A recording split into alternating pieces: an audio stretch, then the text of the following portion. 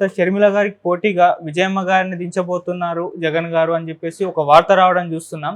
అంటే నువ్వు రాకుంటే నేను జైలుకెళ్ళే పరిస్థితి ఏర్పడుతుంది అని కూడా చెప్పడం చూస్తున్నాం. మరి నిజంగా విజయమ్మ గారు షర్మిలకు పోటీగా నిలబడబోతున్నారా? పాలిటిక్స్‌లోకి ఎంట్రీ ఇవ్వబోతున్నారా? మీ ఒపీనియన్ సార్ దీనిపై?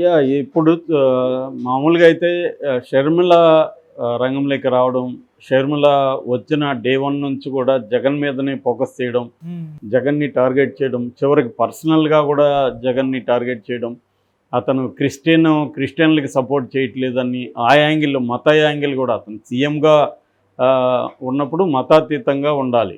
అట్లా కాకుండా అతన్ని కూడా ఫిక్స్ చేయడం, ఇవన్నీ కనబడుతున్నాయి. అంటే జగన్ ఓటు బ్యాంకును చీల్చాలి అన్న ఫోకస్ కనబడుతుంది. ఆయన వాళ్ళ హస్బెండ్ బ్రదర్ అనిల్ కూడా అనేక చోట్ల మాట్లాడుతున్నాడు. రాష్ట్రంలో పరిస్థితులు బాగాలేవని చర్చిల్లోకి వెళ్ళి మాట్లాడుతున్నాడు, పాస్టర్ల మీటింగ్లో మాట్లాడుతున్నాడు. అతను రాష్ట్రవ్యాప్తంగా కూడా తిరిగి క్రిస్టియన్ ఓట్లని చీల్చే ఉద్దేశం కనబడుతుంది. ఇలాగే ఏ రకంగా చూసినా ఆమె జగన్ ఓటు బ్యాంకును తాను చీల్చాలి అన్న ఉద్దేశం ఆమె క్లియర్గా కనబడుతుంది. ఓకే, ఆమె కాంగ్రెస్ పార్టీ నిలబడింది, అధికారంలో ఎవరున్నారో వాళ్ళ మీదే ప్రధానంగా టార్గెట్ చేయడం అనేది తప్పు కాదు. కానీ దీనివల్ల జగన్కి ఏమవుతుందంటే ఖచ్చితంగా ఎంబరాసింగ్ సిచ్యువేషన్. దాంతోపాటు షర్మిల సునీతను కూడా రంగంలోకి దింపింది. సునీత ఢిల్లీలో మీటింగ్ పెట్టి ఫస్ట్ టైం సునీత పొలిటికల్గా మాట్లాడడం మొదలుపెట్టింది. నిజానికి వాళ్ళ నాన్నకి జరిగిన అన్యాయం, వాళ్ళ నాన్నని చంపారు, ఎవరు చంపారు ఏందనేది ఆమె కొంతమంది చంపారని నమ్ముతుంది. దానికి న్యాయం జరగాలంటే ఆమె ప్రశ్నించాల్సింది ఎవరిని? సిబిఐని. సిబిఐ ఎందుకు ఆలస్యత్వం చేస్తుంది? సుప్రీంకోర్టు ఏప్రిల్ ఎండ్ లోపల విచారణ ముగించమని చెప్పింది. మళ్ళీ వీళ్ళు 2 నెలలు అడిగారు, 2 నెలలు టైం ఇచ్చింది జూన్కి.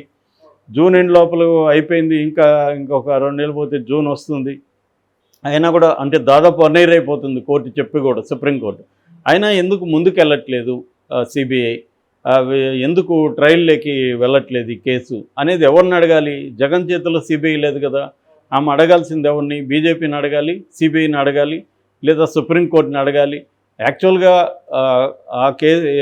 కొన్ని రకాలైన పరిణామాలు లేటుగా అవ్వడానికి సునీత కారణం.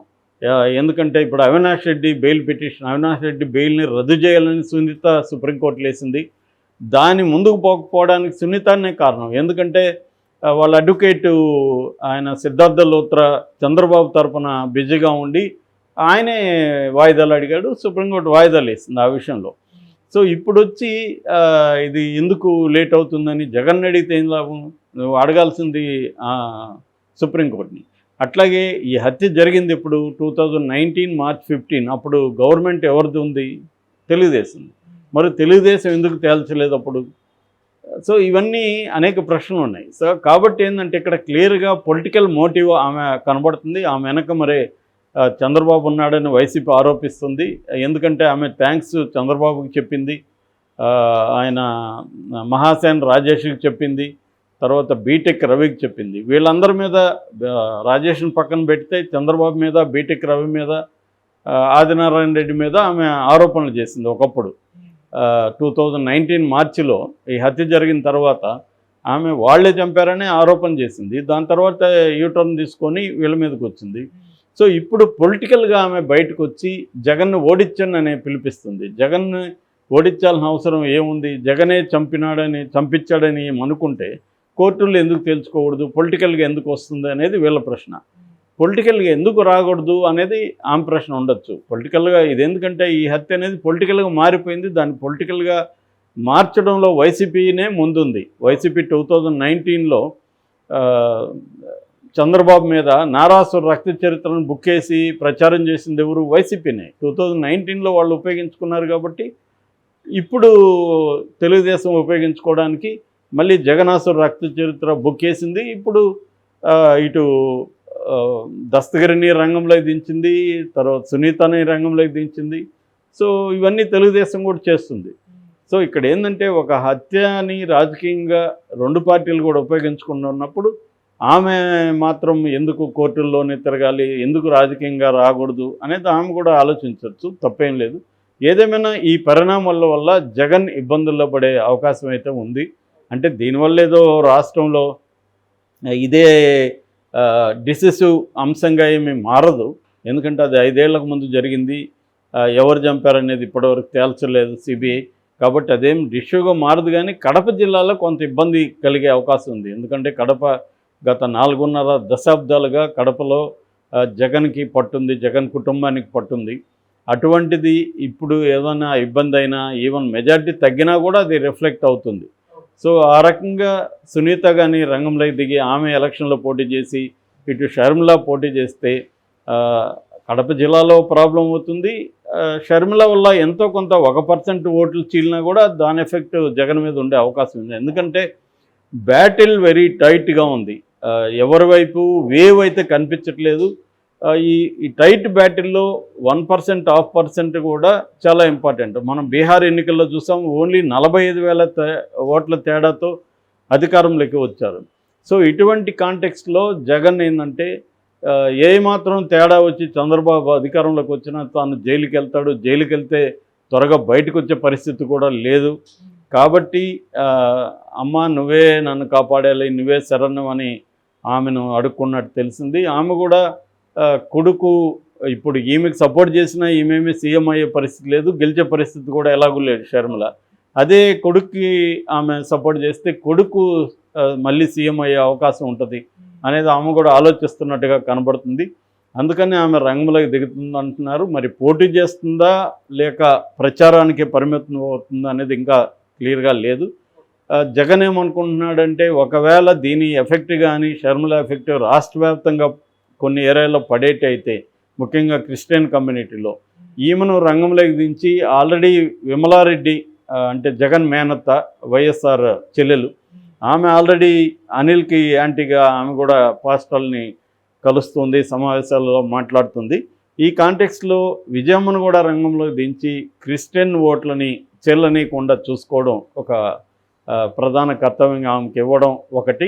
రెండోది కడప జిల్లాలో ఆమెను ఫోకస్ చేయడం ద్వారా కడప జిల్లాలో ఒక నెరేటివ్ అంటే వైఎస్ఆర్ కుటుంబం అంటే జగనే, వైఎస్ఆర్ లెగసీ అంటే జగన్కే వేయండి, షర్మిల వైఎస్ఆర్ కాదు అన్న ఒక క్లెయిమ్ని విజయమ్మ సాక్షాత్తుగా తీసుకురాగలిగితే అప్పుడు షర్మిల డిఫెన్స్లో పడుతుంది. ఇప్పుడు షర్మిల మాట్లాడితే మా అమ్మని పిలవండి, మా అమ్మని చెప్పమనండి అవన్నీ అంటుంది.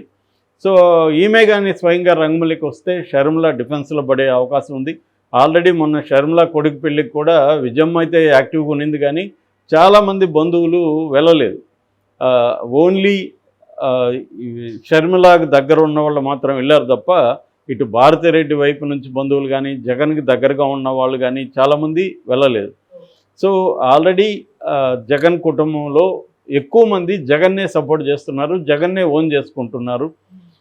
సో అయిపోయింది ఏదో అయిపోయింది, ఆ అంశాన్ని తీసుకొచ్చి ఆల్రెడీ హత్య చేసిన వాళ్ళు ఒప్పుకున్నారు, వాళ్ళు జైళ్ళల్లో ఉన్నారు, దానికి సంబంధం లేకుండా జగన్ ఇరికించడం రాంగ్ అది అని దాన్ని జగన్ పొలిటికల్ ఫీచర్ని మీరు దెబ్బకొట్టడానికి జగన్కి వైఎస్ఆర్కి ప్రధాన అపోనెంట్ అయిన చంద్రబాబుతో చేతులు కలపడం కరెక్ట్ కాదని వైసీపీ ఎక్స్టెండెడ్ ఫ్యామిలీలో అంటే జగన్ ఎక్స్టెండెడ్ ఫ్యామిలీలో థింక్ చేస్తున్నట్టు మనకు కనబడుతుంది. సో ఈ కాంటెక్స్ట్లో ఖచ్చితంగా విజయమ్మ అయితే రంగంలోకి వచ్చే అవకాశం మరొకసారి కనబడుతుంది. ఎందుకంటే ఆమె జైల్లో ఉన్నప్పుడు కూడా తన బిడ్డ భవిష్యత్తు కోసం చాలా పోరాటం చేసింది బయట. సో ఒక సింపతి క్రియేట్ కావడానికి ఆ ఫ్యామిలీలో ఆమె కృషి చేసింది. ఇప్పుడు కూడా అదే కైండ్ ఆఫ్ సింపతిని క్రియేట్ చేయడానికి జగన్ ప్లాన్ చేస్తున్నాడు. అంటే నేను ఒకవైపు వీళ్ళందరూ వచ్చి నన్ను ఓడించడానికి ట్రై చేస్తున్నారు, సో వీళ్ళందరూ నన్ను కాదు ఓడిస్తూ ఉండేది మిమ్మల్ని, ప్రజల్ని, నేను లేకపోతే ఈ పథకాలన్నీ ఆగిపోతాయి, మీరు మళ్ళీ ఇబ్బందుల్లో పడతారు, మీకు పెన్షన్లు రావు, మీకు రైతు భరోసా రాదు, ఏ పథకం రాదు, వచ్చినా కూడా పదే పదే తిరగాల్సి ఉంటుంది. సో నన్ను మీరు మళ్ళీ గెలిపించుకుంటే కంటిన్యూ అవుతాయి, ఇంకా బెటర్గా నేను చేస్తాను, ఎందుకంటే కరోనా ఇవన్నీ రావడం వల్ల కొన్ని ఇబ్బందులు వచ్చాయి మనకి, ఈసారి ఇంకా నేను బెటర్గా చేస్తానన్న నెరేటివ్ని జగన్ తీసుకెళ్తున్నాడు. సో దీనికి అతనికి కుటుంబ వైపు నుంచి ఇబ్బందులు లేకుండా చూసుకోవడానికి ఈమెను విజయమ్మని రంగంలోకి దించడానికి ఖచ్చితంగా జగన్ ట్రై చేస్తున్నాడు. Okay sir, thank you so much.